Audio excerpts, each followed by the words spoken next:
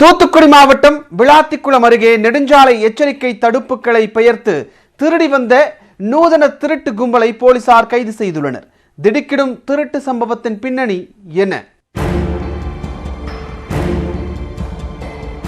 நெடுஞ்சாலைகளில் உள்ள இரும்பு பெயர் பலகைகள், தடுப்புகள், வழிகாட்டும் பலகைகள், எச்சரிக்கை தடுப்புகள் போன்றவற்றை திருடி விற்பனை செய்ய முயன்ற திடுக்கிடும் கும்பலை போலீசார் கைது செய்திருக்கிறார்கள்.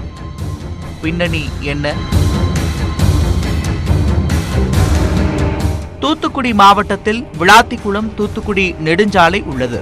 இந்த சாலையை மக்கள் அதிக அளவில் பயன்படுத்துவதால் சில மாதங்களுக்கு முன்பு சாலை விரிவாக்கம் செய்யப்பட்டது.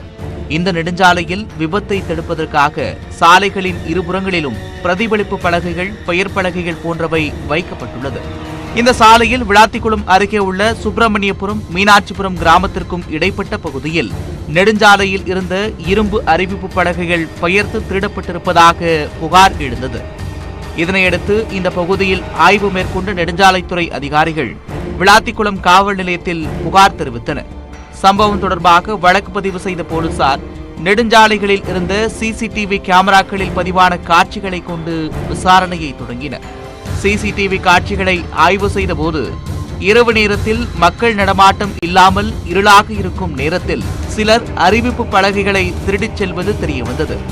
காட்சிகளில் தெரிந்த வாகன பதிவெண்களை வைத்து விசாரணை மேற்கொண்டதில் அதே பகுதியில் பழைய இரும்பு வியாபாரம் செய்யும் ஜேம்ஸ் என்பவரை போலீசார் பிடித்தனர். அவர் கடையில் நடத்திய சோதனையில் நெடுஞ்சாலை தடுப்புகள், பிரதிபலிப்பு பலகைகள் ஏராளமாக இருந்துள்ளது.